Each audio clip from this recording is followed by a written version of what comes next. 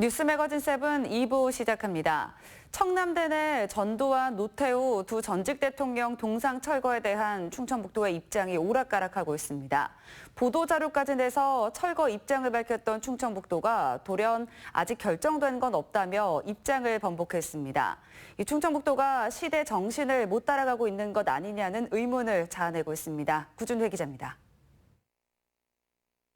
청남대 관리권자인 충청북도는 지난달 14일 보도자료를 통해 청남대 내 전두환, 노태우 두 전직 대통령 동상을 철거하겠다는 입장을 밝혔습니다. 5.18 민주화운동 40주년을 앞두고 시민단체가 철거를 요구하자 도정 정책자문회의를 열어 이 같은 결정을 내린 것입니다. 금고 이상 형을 받으면 전직 대통령 예우가 박탈된다는 법률적 근거도 제시했습니다. 그러나 청남대는 채 한 달이 안 돼 돌연 철거 여부와 시기가 정해지지 않았다는 입장을 밝혔습니다. 이시종 지사도 최근 동상을 어떻게 할지 다양한 의견을 듣고 있다고 말했습니다. 불행한 역사도 역사라는 등의 당초 결정과 다른 다양한 의견이 직간접적으로 전해지자 고민에 빠졌다는 겁니다. 도는 추가 법리 검토와 의견 수렴 과정을 밟겠다고 밝혔습니다. 하지만 충청북도의 고민과 달리 다른 지역에서는 5.18 40주년을 맞아 전두환 흔적 지우기가 이어지고 있습니다. 국가보훈처는 시민단체의 요구에 따라 전두환 씨가 쓴 대전현충원의 현판을 교체했고 해양수산부도 남극 세종기지에 있는 전 씨의 현판을 32년 만에 철거했습니다. 아직도 돌아오지 못하는 행방불명자가 있고요. 그 당시 죽임을 당하였거나 부상당해서 고통받고 있는 가족과 본인들이 있습니다. 그런데도 아직도 뉘우치지 않고 뻔뻔하게 거부하고 있는 전두환을 볼 때 시민단체는 역사 바로 세우기라는 원칙에 따라 반드시 철거가 이루어져야 한다며 조만간 충청북도에 구체적인 철거 계획과 협의를 요구할 방침입니다.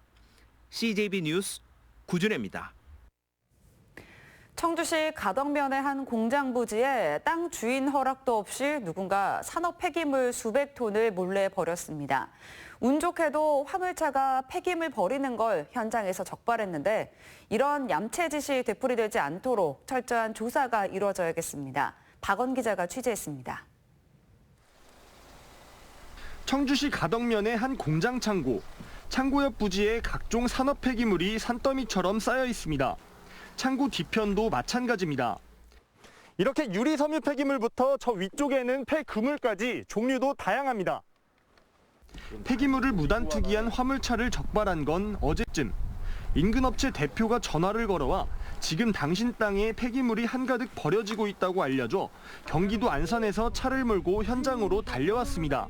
너무 황당하죠. 이거 참 너무 어렵게 산 땅인데 지금 새로 지금 사업을 시작하려고 하는 상황에서 지금 이런 상황을 보니까 이렇게 너무 많아가지고 이걸 지금 어떻게 처리해야 될까 지금 저는 너무 고민스럽고. 곧바로 경찰에 신고해 화물차 석 대를 현장에서 적발했지만 해결된 건 없습니다. 구청 측이 화물차 기사가 작업 지시를 내린 업체 대표라며 불러준 곳에 전화를 했더니 자신도 지인에게 이 땅을 임대받았다고 발뺌했습니다. 도대체 누가 언제부터 폐기물을 버려왔는지 당장은 알 수 없는 겁니다. 아는 사람한테 자기도 재임대 받아갖고 그 폐기물을 하얗겠다고 얘기했는데 그건 더 확인을 해봐야 될 것 같아요. 서류도 뭐 없고 그래갖고. 최근 불법 폐기물 발생 책임자에 대한 징벌적 과징금을 강화하는 폐기물 관리법 개정안이 시행됐지만 현실은 전국 곳곳이 몰래 버려진 폐기물로 몸살을 앓고 있습니다. CJB 뉴스 박원입니다.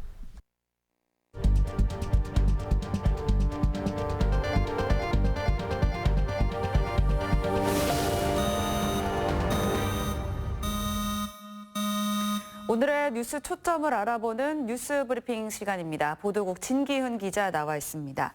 네, 진 기자. 이 청남대의 전두환 또 노태우 두 전직 대통령 관련 시설을 철거를 한다고 결정을 했었는데요. 충청북도가 입장을 번복하고 있다고요. 네, 앞선 리포트에서 보셨다시피 충청북도는 지난달 14일에 전두환, 노태우 두 전직 대통령 관련된 시설을 청남대에서 폐지하겠다, 뭐 이런 내용의 보도자료까지도 냈었습니다. 네. 이 관련 시설이라고 하는 것들이 두 전직 대통령의 이름을 딴 둘레길과 동상, 그리고 기념화 등인데요. 네. 이 결정에 큰 영향을 줬던 것이 바로 전직 대통령 예우에 관한 법률입니다. 이에 따르면 금고 이상의 형이 확정됐을 경우에 전직 대통령으로서의 예우를 하지 않도록 되어 있거든요. 네. 그런데 이 전두환, 노태우 두 전직 대통령은 내란죄와 살인죄 등으로 각각 무기징역과 징역 17년을 선고를 받았죠. 그러니까 경호와 경비를 제외한 다른 예우를 일체 받을 수 없고 또 네. 기념 사업도 할 수가 없는데 버젓이 이제 기념화와 동상 그리고 그들의 이름을 딴 둘레길을 그대로 둔다. 이것이 법 위반 소지가 있다. 이렇게 본 겁니다. 그런데 청남대가 돌연 이런 결정을 내린 지 한 달도 안 돼서 네. 뭐 철거 여부와 시기가 정해지지 않았다. 뭐 이렇게 입장을 밝혔고요. 또 이시종 지사도 동상을 어떻게 할지 다양한 의견을 듣고 있다. 이렇게 밝혔습니다. 네. 근데 왜 갑자기 이런 결정이 나온 걸까요? 네, 사실 논란이 굉장히 있었죠. 이런 논란이 나올 때마다 충청북도는 두 전직 대통령 동상 뭐 이런 기념 시설들이 뭐 절대로 그들을 미화하려는 의도가 아니다 이렇게 네. 계속 밝혀왔습니다. 뭐 여기에 최근에 철거를 반대한다라는 이런 입장도 좀 여러 차례 전해진 걸로 알고 있는 네. 이렇게 전해졌는데요. 그러니까 무조건 시설을 철거하는 것만이 능사가 아니다. 역사를 바로 세우는 것은 불행한 역사도 이제 기억이 돼야 된다. 이제 이런 논리였던 거죠. 그래서 이제 동상 같은 이런 기념 시설들을 그대로 두고 뭐 50 비리와 또 5.18 광주 민주화 운동을 제대로 기억하는 이런 역사 교육 현장으로 활용하자. 이제 이런 주장이 제기가 됐던 겁니다. 네. 또 이제 도내 일부 뭐 보훈 단체들을 중심으로 해서 뭐 이런 동상 철거만이 능사가 아니다. 이제 이런 입장도 전해지고 있어서요.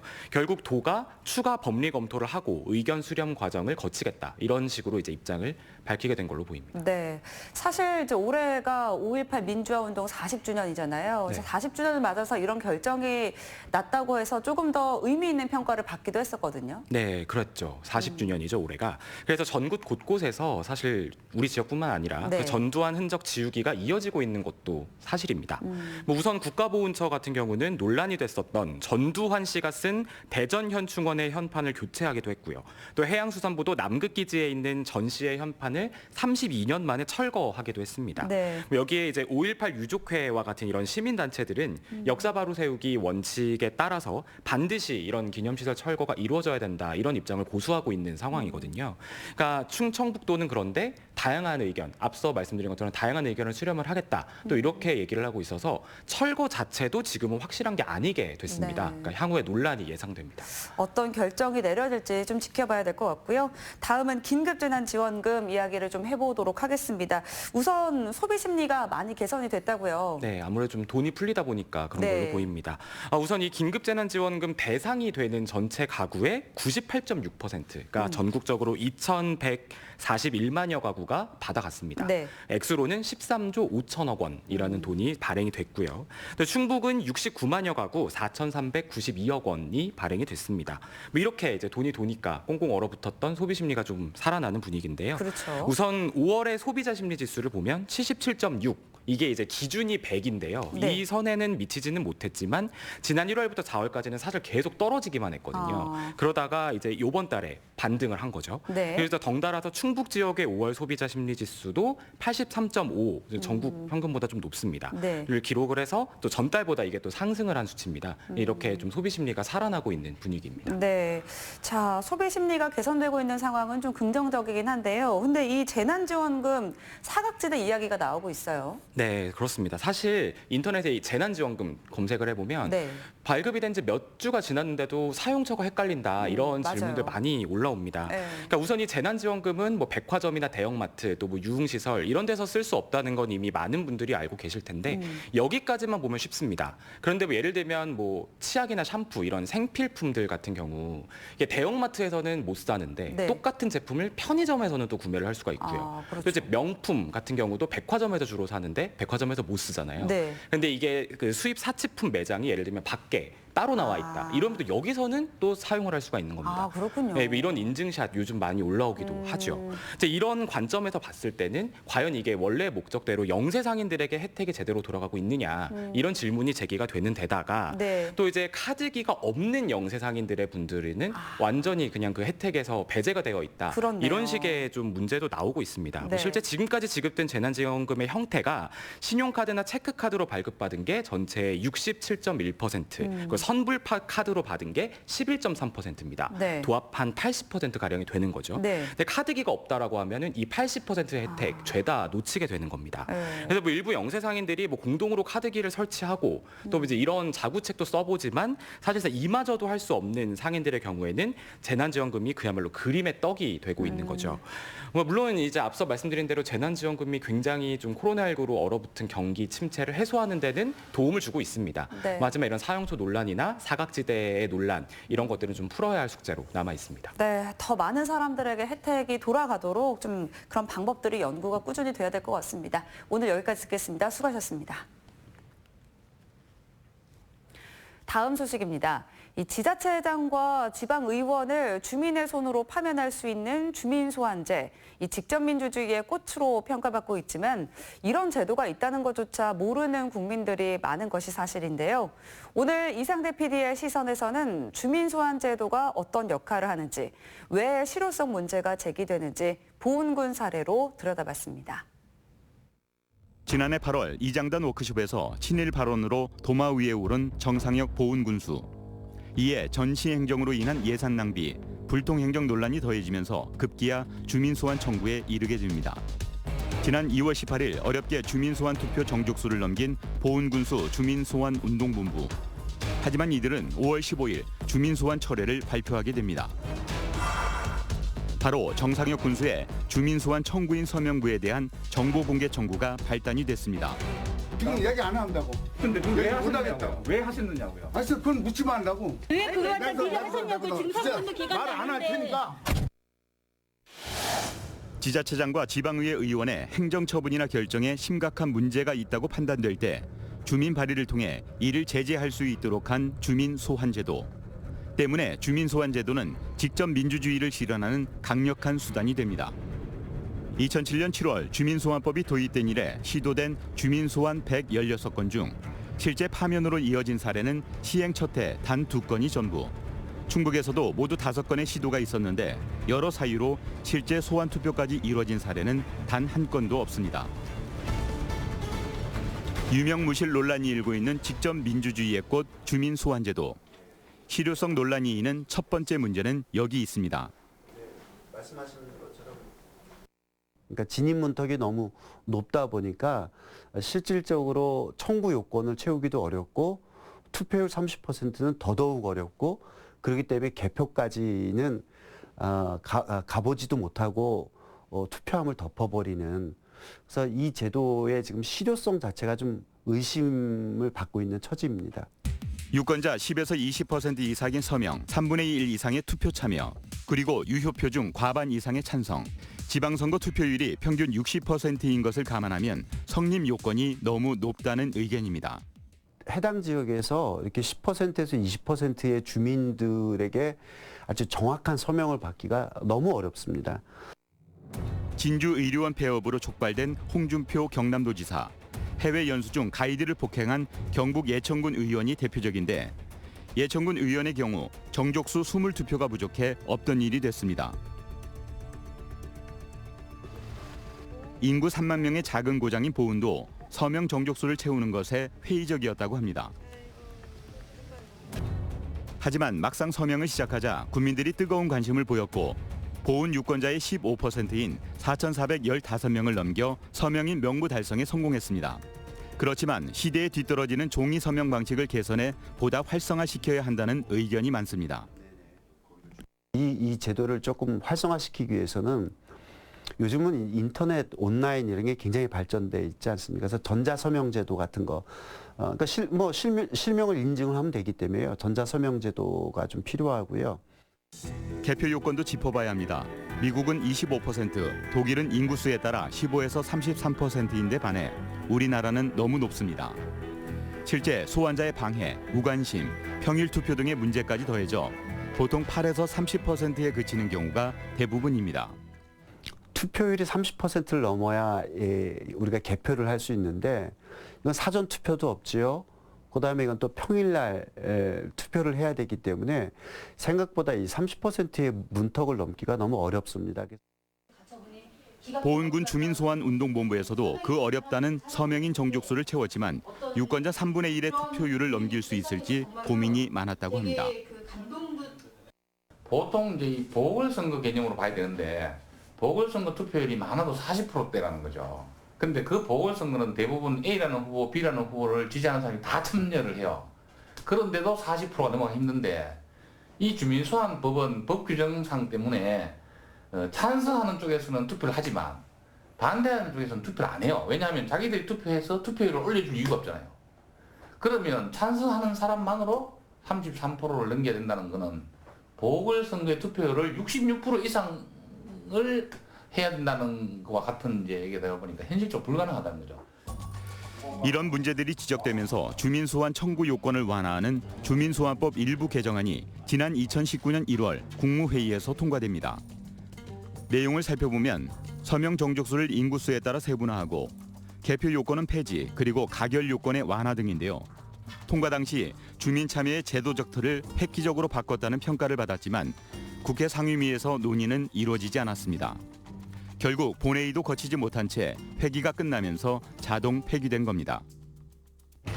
운동본부가 주민소환을 진행하면서 겪은 어려움은 또 있습니다. 서명을 받으며 내용을 설명하는 것 외에는 전단지, 현수막 등 그 어떤 홍보 활동도 허용되지 않는다는 겁니다.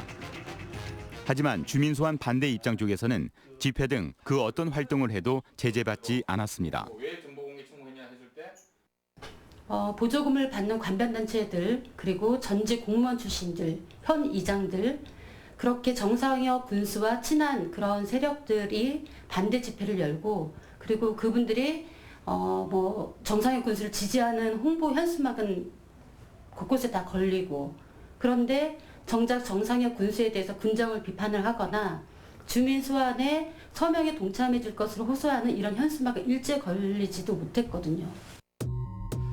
한쪽은 아무런 홍보 활동을 할 수 없는데 다른 한쪽은 그 어떤 활동도 허용되는 상태. 선뜻 이해되질 않는데요. 이 사람 아까 얘기했듯이 서명 활동이 물론 일부 방해된다고 주장을 하잖아요. 그 활동에 대해서는 지금 주민소환법상 어떤 정해진 바는 없기 때문에 제재를 못했다 이렇게 봐요. 주민소환법에 벌칙 조항이 없어 서명 활동 방해 행위를 막지 않았다는 선관위의 무책임을 비판하는 목소리가 큽니다. 투표 참여는 선관위의 중요한 기능 아닙니까? 그다음에 공정한 선거가 되도록 하게끔 하는 거. 지금은 선거관리위원회가 기계적인 중립을 지키고 있는데 조금 더 적극적으로 임해달라. 주민소환 투표를 앞두고 이들이 투표를 포기한 결정적인 이유는 따로 있습니다. 서명인 정족수가 채워지자 정상혁 보훈군수가 서명인 명부에 대한 정보 공개 청구를 한 겁니다. 정보공개 청구는 누가 했어요? 군수님 개인이 하신 건가요? 뭐가요? 아니면 누가 하셨어요? 뭐를요? 정보공개 청구. 글쎄 그걸 내가 꼭 말할 권리가 없다고. 앞서 밝힌 운동본부 입장처럼 일단 서명을 했다면 어느 정도 주민소환에 찬성을 했다고 봐도 무방합니다. 그런데 군수가 이 서명인 명부를 보겠다고 한 겁니다.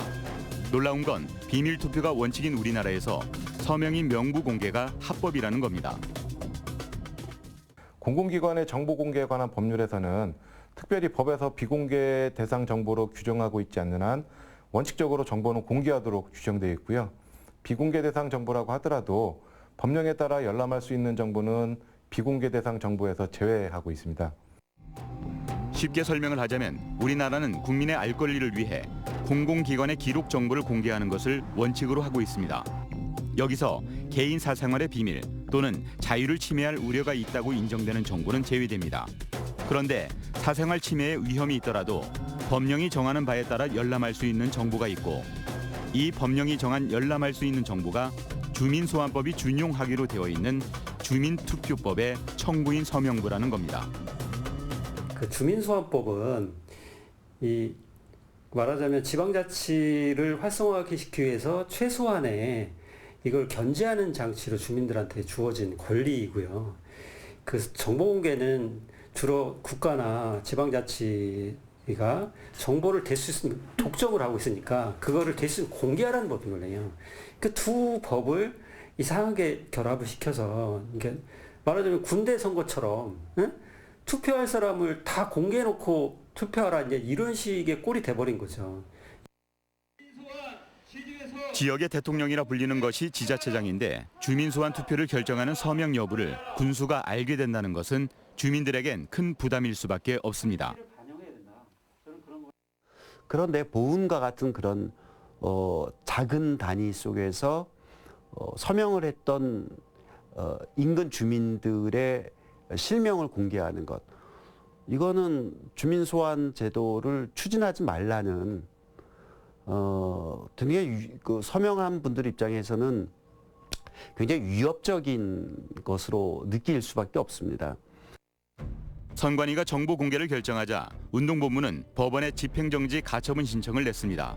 현재 법원에 의해 정보 공개는 중지된 상태지만 정군수는 아직까지 정보 공개 신청을 철회하지 않고 있습니다.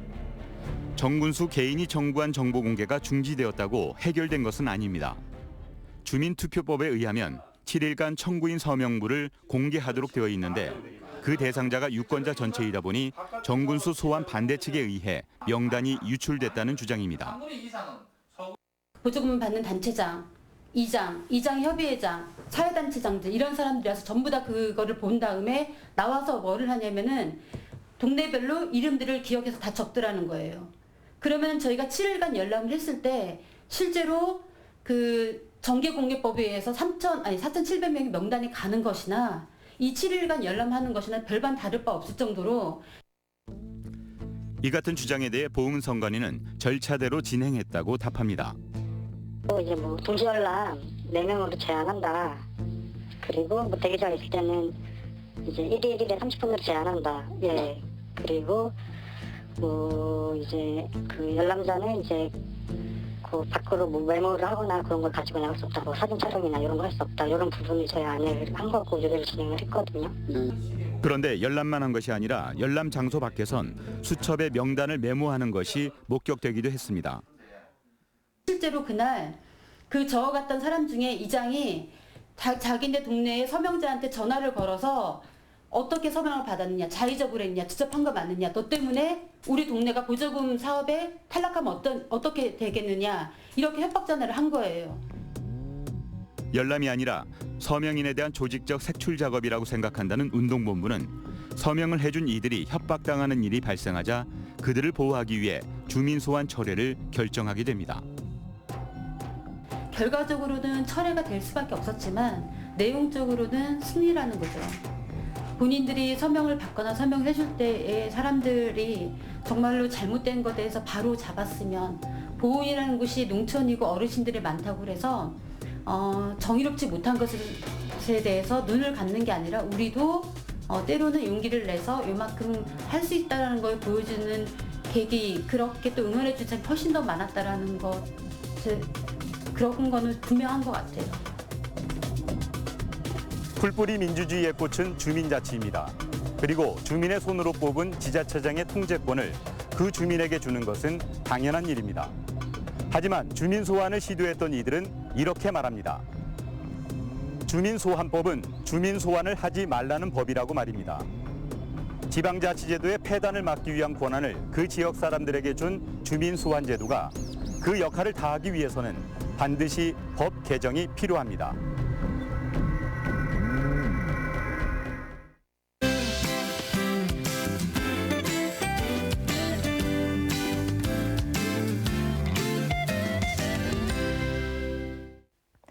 퇴근길 충북은 산발적으로 빗방울만 떨어지고 있습니다. 생각보다 비구름대의 힘이 약해지면서 예상 강수량도 많지 않겠는데요. 내일 새벽까지 충북에서는 5mm 미만의 약한 비가 내리겠습니다. 이 비는 내일 새벽쯤이면 대부분 그치겠고요. 일부 지역에서는 내일 오전까지 빗방울만 떨어지겠습니다. 내일 오후부터는 다시 맑은 하늘빛을 되찾겠습니다. 내일 청주의 한낮 기온은 29도로 햇살이 강하게 내리쬐면서 다시 더워지겠고요. 아침 기온도 계속해서 20도 선을 보이겠는데요. 또 주말에는 한낮 최고 기온이 30도까지 오르겠습니다. 이제 본격적인 더위에 시동을 걸겠습니다. 다음은 자세한 지역별 내일 날씨입니다. 내일 북부 지역은 오전까지 빗방울이 떨어지겠고요. 아침 기온은 음성, 충주 17도로 출발합니다. 한낮 기온은 29도 안팎이 예상되고요. 체감 온도는 30도 선까지 오르겠습니다. 남부 지역도 오후부터 차츰 맑아지겠고요. 한낮에는 영동이 31도까지 올라 덥겠습니다. 내일 오전 비가 그치고 나면 목요일 새벽에는 또 한 차례 짧은 비가 지나겠습니다. 날씨였습니다. 마지막으로 오늘의 컷7입니다. 카카오톡 채널에서 CJB 청주 방송을 추가한 후 여러분의 일상 등을 사진으로 보내주시면 오늘의 컷7에서 소개해드립니다. 일상이 뉴스다. 뉴스 매거진 7을 마칩니다. 고맙습니다.